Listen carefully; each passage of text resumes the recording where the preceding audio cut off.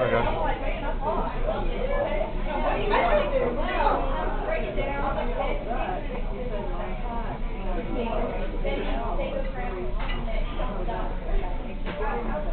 you, Courtney. She's mad at us. She's got the hiccups over here. She's actually thinking them, babe. No, she's not. Oh. You would know if she had them for real. She already told me that. They would hear me over there. They would hear you in the middle of next year. Next week. And